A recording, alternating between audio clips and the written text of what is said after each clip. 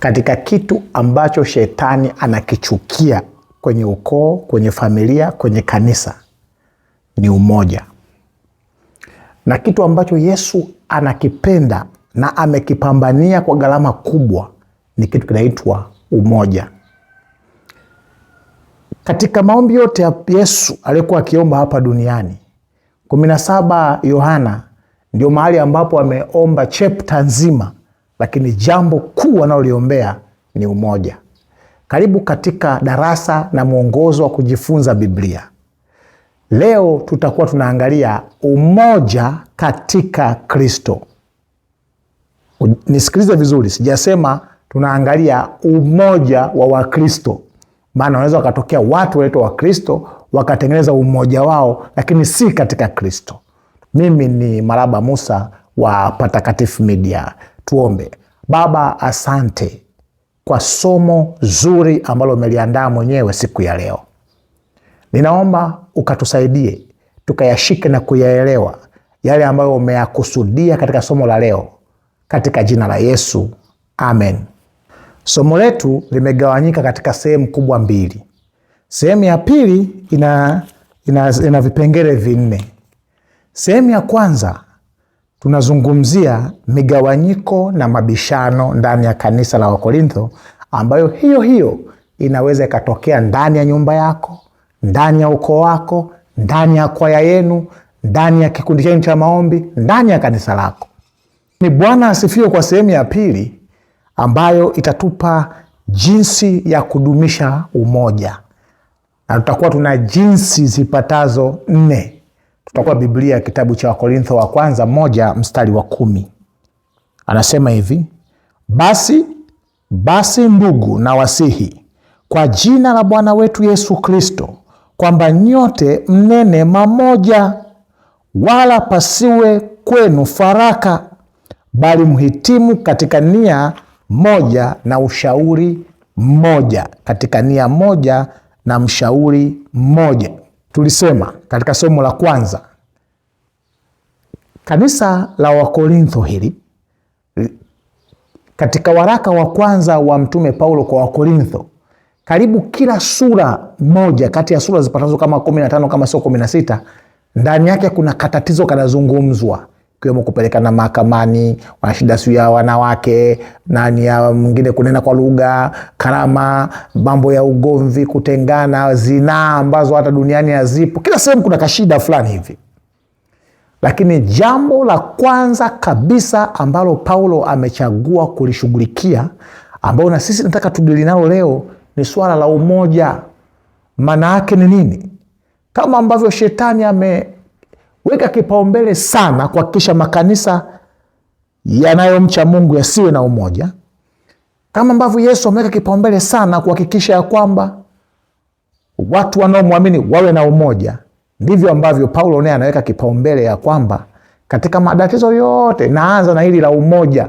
Kanisa lilikuwa limegawanyika katika vikundi. Kuna kikundi kinaamini katika Paulo, wanasema hawa ni wa Paulo. Walikuwepo watu ni wa Kefa au Petro. Walikuwepo watu wanasema sisi ni wa Kristo. Walikuwepo watu wanasema sisi ni wa Apolo. Lakini pia ukisoma kitabu cha Wakorintho wa kwanza 1:33, hawa watu walikuwa hata hawasubiriani kwenye meza ya Bwana, tukio ambalo Mungu alidesign ili iweze kuleta umoja. Kuna watu wengine walikuwa wanachelewa makusudi ili wasikutane na wenzao. Yaani kanisa kama imejaa vurugu. Lakini pia walienda mbali. Kusoma kitabu cha Wakorintho wa kwanza 6:1, wakaanza hadi kushtakiana mahakamani. Ndio maana Paulo anasema, mimi ane qualify kunihukumu mimi kwenye mambo ya kiroho, ya kidunia sawa, si mahakama za kidunia. Mimi nahukumiwa kwenye mahakama, the high court of heaven, mahakama ya juu ya mbinguni. Na nataka hawa watu waishi standard ambazo wajue anatakiwa kuhukumu mambo yao ni Mungu wa mbinguni na si mahakama za dunia. Maana level za mahakama ya dunia katika mambo ya kiroho, wale hawana ujuzi wa mambo ya kiroho kusaidia. Hii shida ipo kwenye makanisa yetu leo. Hakuna umoja. Shetani amepiga ule uti wa mgongo unaoshikilia umoja ndani ya kanisa. Wakina mama wanachukiana, walionacho na wasionacho wanachukiana, wasomi na ambao hawajasoma wanachukiana, wachungaji na wainjilisti ni vita. Umoja, umoja, umoja. Sasa kuna mambo ya kufanya ambayo yanakwenda kutusaidia kuwa na umoja. Kwa nini Mungu asisitize umoja sana? Ni kwa sababu kukiwa na umoja, kwenye umoja kuna nguvu. Kanisa lenye umoja lina mvuto mkubwa sana kwa jamii inayolizunguka na lina uwezo wa kupindua hata nchi nzima ikamfuata Yesu. Kwa ule umoja uliopo ndio unaleta utulivu wa Roho wa Mungu juu ya watu hao, na matokeo makubwa ya kiungu yanatokea. Mungu anataka watu wake waweze kushauriana pamoja kwa umoja. Tazama jinsi ilivyo vizuri ndugu wakikaa pamoja kwa umoja. Anasema ni kama mafuta ndevuni mwa Haruni. Hebu tufanye kazi ya Mungu kwa umoja. Hebu tusikilizane sisi kwa sisi. Tutaona nguvu kubwa. Mambo ambayo unatumia nguvu kubwa leo lakini katokeo kadogo, kwa umoja wenu, hata kama hamna kitu, hata kama mnaonekana watu wachache, mnaweza mkaangusha ngome za adui kwenye eneo lolote ambalo mtaingia. Wakristo walikuwa ni kikundi kidogo sana wakati wa awali, lakini Roman Empire, dola la Kirumi, liliweza kuangusha ngome zote za majitu makubwa, mafanya biashara makubwa, ngome za falme kubwa za kutisha, lakini walishindwa kuwaangusha Wakristo kwa sababu walikuwa na umoja mkubwa sana katikati yao. Kwa Mungu anataka uwe na umoja wa kiwango cha juu sana katika nyumba yako ya ibada, katika familia yako, katika kikundi chenu cha maombi, katika kwaya yenu. Utashangaa mambo makubwa ambayo Mungu wako atayafanya kupitia umoja huo. Jinsi ya kudumisha umoja. Moja ni umoja katika Kristo. Wakorintho wa kwanza 1:9 anasema, Mungu ni mwaminifu ambaye mliitwa na yeye muingie katika ushirika na mwanawe Yesu Kristo Bwana wetu. Ili uweze kuwa wakala wa umoja ndani ya nyumba ya Mungu, ndani ya taasisi ya kiroho, lazima uwe na ushirika na mwana wa Mungu. Lazima uwe na ushirika na Yesu, ambapo atakufanya uwe na ushirika na Roho Mtakatifu. Watu wanaoshirikiana na Yesu, wenye ubia na Yesu, waumini walio karibu na Mungu, ni waumini ambao hata siku moja hauwezi kuona wanaleta mpasuko kwenye makanisa. Ni watu ambao wanaunganisha, ni watu wanaounganisha. Kini neno lilotumika hapa ushirika ni neno koinonia. Koinonia manake ni ushirika wa kimahusiano uliojengwa katika agano na damu la Yesu. Ni ushirika wa kiwango cha juu sana kati ya mtu mmoja mmoja na Mungu wake. Inaitwa vertical relationship. Una uhusiano bora na Mungu wako kiasi kwamba Mungu anakupa vigezo vya kuwa wakala wa umoja popote atakapokuweka. Kama huwezi kuwa na umoja na Kristo, ni vigumu kuwa na umoja na wenzako kwenye nyumba ya ibada. Karama ulizopewa, karama ambazo Mungu amekupa ili uzitumie kwa umoja na wenzako. Usitake kufanya karama yako sasa ndio ikafunika wengine wote wakutii wewe. Na wewe nayo kuna sehemu hujapewa, kuna kitu huna ambacho mwenzako anacho. Ukijua ukweli huu ya kwamba kuna vitu ambavyo Mungu amewapa wengine, ni waheshimu na mimi kunufaika na uzuri wao, wewe utakuwa mtu bora sana katika kanisa. Lakini shida nyingine kubwa ni lugha.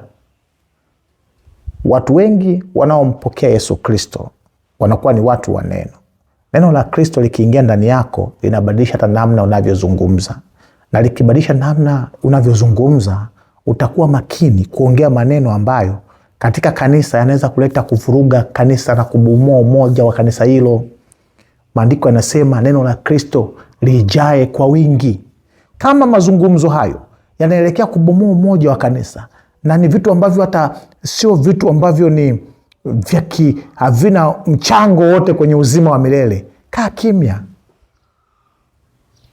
uwe tayari hata wakati mwingine kushindwa au kuachia hata pointi yako kwenye mambo ambayo hata hivyo hayana matokeo ya umilele. Usiwe king'ang'anizi sana katika nguvu ya umoja. Nguvu ya umoja, kuna fungu nataka tushare hapa ambalo tunatafuta suluhisho sasa hapa. Moja ya kitu kitakacho kusaidia kuwa wakala mzuri wa umoja ni lugha yako kwa wanao kuzunguka katika nyumba ya Mungu.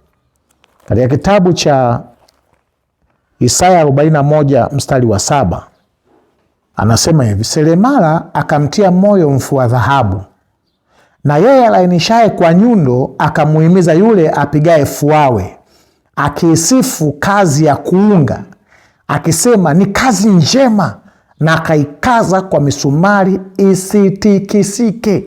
Hakusema li kazi gani ili umefanya bana, mbona linalegea legea? Akamwambia kazi njema, lakini akaenda akachukua nyundo akapigilia msumari ambao umelegea legea, ile kazi ikawa nzuri. Lakini seremala akamtia moyo mfua dhahabu. Kutia moyo watu wenye karama ambazo we huna. Niliwahi kuona mahali fulani watumishi wa Mungu wanabaniana live kabisa, hataki mwenzake aje kwenye hilo eneo. Kuna mwingine kapewa nafasi ya kuongea, hataki kuachia maiki mpaka muda uishe ili mwenzake asije akaongea akapata ushawishi kwenye hilo eneo. Mtie moyo yule, mpe nafasi na yeye aseme, kwa sababu wote tunafanya kazi ya Baba yetu wa mbinguni. Akifanikiwa huyu, nimefanikiwa na mimi, maana imefanikiwa kazi ya Baba. Sifu kazi za watu, himiza kazi za watu. Nisiseme sana kwenye eneo hili, maana mambo ni mengi ya kusema. Jambo la pili la kufanya ili kuleta umoja katika kanisa ni hekima na ukomavu. Hekima na ukomavu. Korintho wa kwanza 3 mstari wa 1. Lakini ndugu zangu, mimi sikuweza kusema nanyi kama watu wenye tabia ya rohoni, kama na watu wenye tabia ya mwilini, kama watoto wachanga katika Kristo. Anasema, au niseme tu kwa ujumla, ni kwamba moja ya sababu ya ukosefu wa umoja ndani ya kanisa, moja ya sababu umekuwa unang'ang'ania sana migogoro, unapenda kuleta mipasuko, unang'ang'ania vitu vyako, utaki kushare na vitu vya watu wengine, ni utoto na uchanga wa kiroho. Unajua, unaweza ukasema mimi kanisa hili nina miaka 30, lakini Mungu akikuangalia anaona wewe una mwaka mmoja tu ambao umeurudia mara 30. Yaani tangu mwaka ule batizo ndio ulikuwa na bidii, haujafanya ukuaji. Unazidiwa hata na mtu ule batizwa leo ambaye amemshika Yesu vizuri, ana umri mkubwa kiroho kuliko wewe ambaye una miaka 50 ndani ya kanisa, lakini umeng'ang'ania mambo yako ya kijadi, mambo yako ya uzoefu ambao si wa kimungu. Yaani wewe unaingia ndani ya kanisa, kazi yako ni kuangalia watu na kupenda migogoro, kwa sababu anasema hapa ni uchanga, ni utoto kiroho. Kwa moja ya njia ni kuomba Mungu akupe hekima na uwe mkomavu kiroho, ili uweze kwanza kutofautisha mambo ili ambayo tunalijadilia, ili ambayo tunagombana, je, lina matokeo kwenye uzima wa milele. Unajua, ugomvi wa kwanza kabisa kwenye kanisa, kitabu cha Matendo ya Mitume, haukuwa ugomvi wa masuala ya kitheolojia au kimafundisho.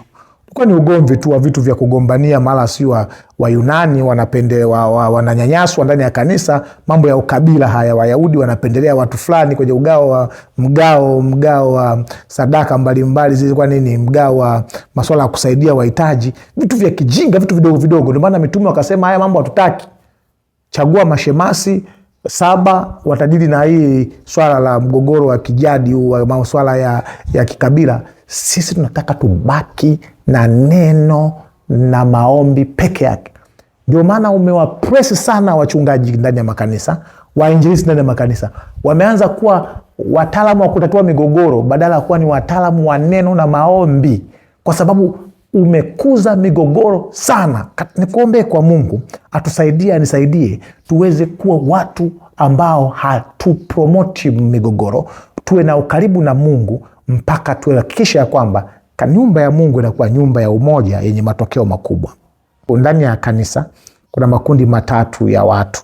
Mtu wa kwanza ni mtu wa asili. Ni yule ambaye anakuja tu kanisani, ana Roho Mtakatifu. Ameandika kitabu cha Korintho wa kwanza 2 mstari wa 14. Hiyo yupo tu, ana tofauti na mtu wa duniani. hata hajampokea Yesu, ni mtu wa asili, natural man, anaweza akafanya mambo kiasili tu, hatuwezi kumlaumu sana. Lakini mtu wa pili ni spiritual man. Huyu ni mtu wa kiroho, ni mtu ambaye anatembea na Yesu katika utii na kufuata maelekezo ya Yesu na anatoa matunda ya Yesu. Ni mtu ambaye ana Roho Mtakatifu, anaongozwa na Roho, amemkabidhi Bwana njia zake zote na Bwana anampitisha katika mapito mbalimbali. Ni mtu ambaye yuko makini na Mungu, ni mtu mzuri. Lakini mtu wa tatu ambaye ni mtu kati sasa kati ya natural man and spiritual man. Huyu ndo alikuwa amejaa, hao ndo walikuwa wamejaa kwenye kanisa la Korinto na ndo wamejaa sana makanisani. Watu wa mwilini. Ni watu wa mwilini. A carnal man. Na hawa ni watu ambao kweli tulimpokea Yesu na kuingia kanisani kwa sababu zote zile, lakini baada ya kuingia kanisani tuling'ang'ania mambo yetu yale yale ya zamani. Bado maisha yetu ni ya kidunia 100%. Tunataka tuite tu wa Kristo, tufiche aibu. Hawa watu ni wengi ndani ya makanisa. Hawa watu sio kwamba hawaendi mbinguni. Kuna uwezekano wakaenda mbinguni, lakini ukisoma kitabu cha, hebu tusome kidogo hapa. Ukisoma kitabu cha Wakorintho wa kwanza 3:15, kazi ya mtu ikiteketea atapata hasara, ila yeye mwenyewe ataokolewa, lakini kama kwa moto. Kuokolewa kwa watu wa namna hii, watu wa mwilini, Yesu anapokuja ni kama vile unamtoa mtu kwenye moto. Atapata hadi hasara baadhi ya vitu vyake. Kuna vitu vitapotea kwa sababu ulipoingia ndani ya kanisa haukujitoa kwa Mungu moja kwa moja. Kwa kuna vitu ambavyo umevingangania, lakini pia kuokolewa kwako kutakuwa ni kwa hatari sana. Kwa hatari sana. Sasa hii kitu hii ilimuumiza sana Paulo. Ndio maana akiwa kule Rumi aliwahi kuliombea kanisa la Kolosai akiwa na jamaa mmoja aitwa Epafrodito ili wapate tumejifunza mwongozo uliopita, wapate kukua katika Kristo. Usiishie tu kubatizwa ukaingia kwenye imani alafu kabaki kuishi maisha yale yale. Maisha yako yatakuwa ni ya moto sana. Kuokolewa kwako kutahitaji nguvu kubwa sana. Lazima ukubali kukua katika Kristo hatua kwa hatua. Jambo lingine la tatu kwenye sehemu ya pili ni huduma na unyenyekevu. Huduma na unyenyekevu. Wakorintho wa kwanza 4:1. Na mtu atuhesabu hivi kuwa tu watumishi wa Kristo na mawakili wa siri za Mungu. Maandiko yanasema mtu atuhesabu hivi ili uweze kuwa na umoja, ulete kuwa wakala wa umoja katika nyumba ya Mungu. Lazima ujichukulie wewe ni mtumwa wa Kristo, ni mtumishi wa Mungu, si mtumishi wa watu. Na wewe ndani ya kanisa ni wakili. Wakili ni mtu anayesimamia mali za Mungu. Unasimamia tu vipawa na vipaji na fedha ambazo Mungu amekupa ili mambo yaende. Usiumbishe watu kwa sababu Mungu amekupa kipaji cha kuhubiri. Usiumbishe watu kwa sababu Mungu amekupa fedha. Sikiliza, hiyo wewe ni wakala wa kiuchumi wa dona ambaye ni mtoaji mkuu, Mungu wa mbinguni. Zitumie hizo kubariki watu, zisababishe kuyumba sana. Unatoa story kwenye niangalie, sijisikii, najisikia. Unahatarisha umoja wa kanisa na Mungu atakudai. Lakini pia inawahusu hata viongozi wa makanisa, kwamba viongozi wa makanisa wao si wamiliki wa makanisa. Ukiona kiongozi wa kanisa ni kama miliki wa kanisa, anamiliki watu, huyo mtu amepotea. Huyo mtu ni hatari, asaidiwe, kwa sababu sisi tu mawakala wa Mungu. Tukisimamia zile vipaji ambavyo Mungu ametupa, hivi timize ile kusudi la yeye kuviweka ndani yetu. Sisi ni wasimamizi kwa ajili ya Kristo, si wamiliki wa watu, si wamiliki wa huduma, si wamiliki hata tunayofanya hapa mitandaoni, ni kwa ajili ya Kristo. Zawadi yetu sio sifa yako kwa mtumishi. Zawadi yetu ni siku Bwana atakaposema, vema mtumwa mwema, ulikuwa mwaminifu kwenye kadogo nilikokupa, karibu ule raha za milele. Lazima ukubali kuwa mnyenyekevu. Unyenyekevu utasababisha magomvi mengi yaishe ndani ya kanisa. Jishushe. Kuna wakati ruhusu vitu vipite. Ruhusu vitu vipite tu. Nyenyekea kwa Yesu Kristo. Nyenyekea. unyenyekevu utakupa ushindi. Kwanza unaweza ukaamua kwa principle ya maisha yako kwamba I win by being humble, ninashinda kwa kuwa mnyenyekevu. Lakini sio tu mnyenyekevu ambaye ni mpumbavu. Mnyenyekevu anasema be humble but disciplined. Ni mnyenyekevu lakini una nidhamu sana. Mtu asije akachukua unyenyekevu wako kama sababu ya kukupanda ngazi na kukusababisha ukosane na Mungu. Umeitwa ili ubariki watu wengine, ili uweze kuwa wakala mzuri wa umoja. Tambua ya kwamba Mungu analipenda sana hilo kanisa unalosali. Mungu anapenda sana hiyo kwaya ambayo unaimba. Mungu anawapenda sana hawa wanaosikiliza sauti yako. Na kwa sababu anawapenda, ameamua kukutumia wewe, kukuweka hapo ili uweze kuwa baraka kwao. Ni kwa sababu Mungu anampenda mme wako, amekuchagua wewe uweze kuwa mke wake ili uweze kuleta umoja kwenye hiyo familia. Kwa sababu Mungu anampenda mke wako sana, huyo dada huyo ambaye angepelekwa sehemu nyingine angeishi maisha ya taabu, amekuchagua wewe ili uweze kuwa baraka. Hii kauli aliyokuwa kuisema Malkia wa Sheba. Malkia wa Sheba anawaambia Waisraeli Mungu anawapenda sana kiasi kwamba ameamua kuwapa huyu Suleimani. Niliyosikia mambo niliyoyasikia Suleimani na niliyoyaona ni zaidi kuliko niliyoyasikia. Lengo ni nini? Nataka kusema nini? Iwe wakala wa umoja. Badilisha mentality yako, uone kwamba umewekwa hapo ili mambo ya Mungu ili uweze kuwa baraka kwa wanaokuzunguka. Kwa nyenyekea, jitume, fanya kazi kwa bidii. Jambo la mwisho, heshima kwa viongozi. Heshima kwa viongozi. Ni kweli viongozi ni watu, lakini watu nao wanakosea. Lakini pia kuna makosa mengine, tutakwenda kusoma fungu hapa kidogo. Ni makosa ya dhania, ni kwa kumwangalia huyu jamaa anapenda hela, huyu jamaa huyu bwana ana ukabila, lakini hauna evidence. Kwani usimwache Mungu akamhukumu mwenyewe kiongozi wako, mchungaji wako, mzee wako wa kanisa? Lakini pia anastahili kuheshimiwa. Kama Mungu amemwamini mapungufu yake akamweka hapo, anastahili heshima yake kiongozi wako. Kama unaona umwelewi, muombe Mungu akupe hekima, mkutane useme hicho ambacho unauelewi. Jifunze kwa Daudi. Mungu alikuwa ameshamkataa kabisa Sauli. Na siku ile Sauli ameingia kwenye pango ambalo Daudi amejificha. Daudi akaenda akakata kipande cha vazi, akamwambia, baada ya kutoka akamuonesha kwa mbali mlimani, unaona ilikuwa ni kuue, lakini mimi ni nani naweza nimguse mtu wa Mungu? Mungu atashughulika naye. Ukiwa mnyenyekevu kiasi kwamba ukawaheshimu viongozi ambao Mungu amekupa, hata kama unaona kama ni pandikizi fulani hivi, hata kama unaona haiko sawa hivi, itakusaidia sana kuleta umoja ndani ya kanisa. Kwa nini? Kwa sababu kuna watu wengine ni wachanga. Nimewahi kusali kanisa moja, watu wanagombana kwa maneno, matangazo tu ya kanisa yanatolewa, watu wanagombana mpaka watu wachanga wa imani wanaondoka. Lakini kwa vita vya madaraka, vita vya kiuongozi, tofautiano wa mafundisho na mifumo ya kikanisa, vitu vya kawaida kabisa ambavyo wangekaa wakaongea, wanakuja kuviongea mbele ya hadhara, wanaumiza watu, wanaharibu umoja wa kanisa. Kwa ni kutia moyo mpendwa, hata kama ni mdhaifu, hebu anza kwa kumheshimu kwanza, alafu mengine Mungu atafanya kazi.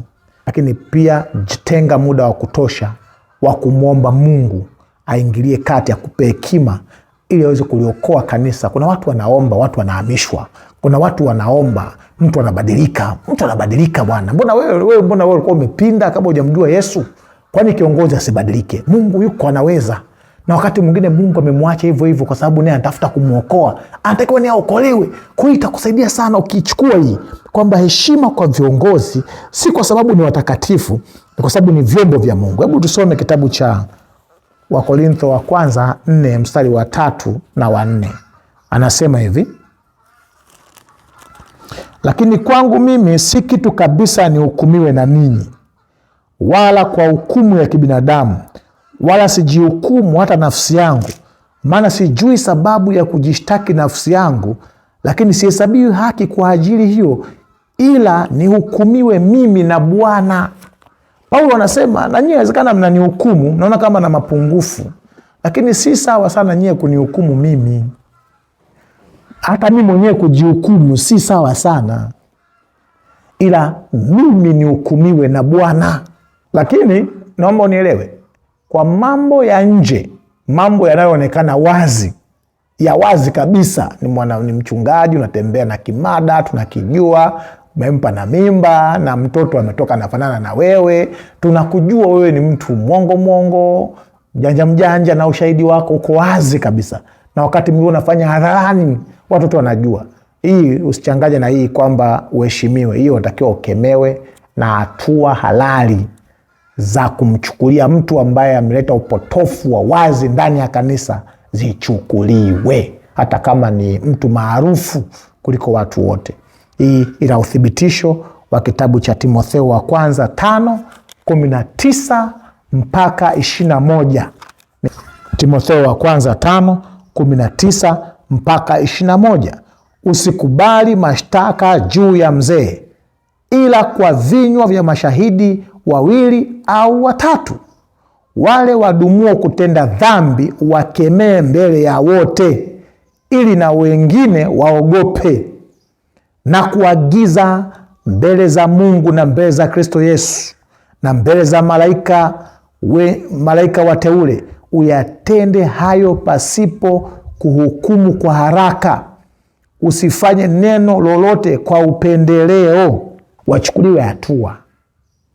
Lakini kwa mambo ambayo ni ya wazi, yenye ushahidi angalau 2 mpaka 3, hiyo tunasema sio kwamba unadhaulika kiongozi ukichukuliwa hatua, au mimi nikichukuliwa hatua, au mtu mwingine akichukuliwa hatua. Ni lazima uwe humble, ukubali, kwa sababu ni sehemu ya heshima. Lakini Paulo hapa anaongelea yale mambo ambayo yako ndani ya moyo wa mtu, mambo ya kudhani, mambo ya kiakili katika utumishi wako. Mungu mwenyewe atahukumu.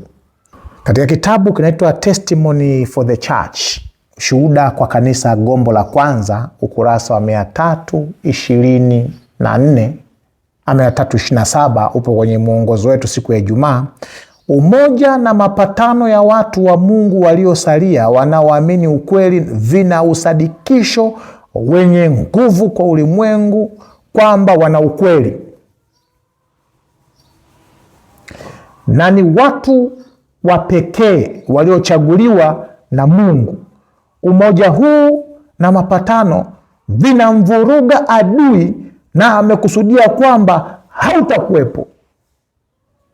Ukweli wa sasa ukiaminiwa mioyoni na kuoneshwa kwa mfano maishani, unawafanya watu wa Mungu kuwa na mvuto wenye nguvu.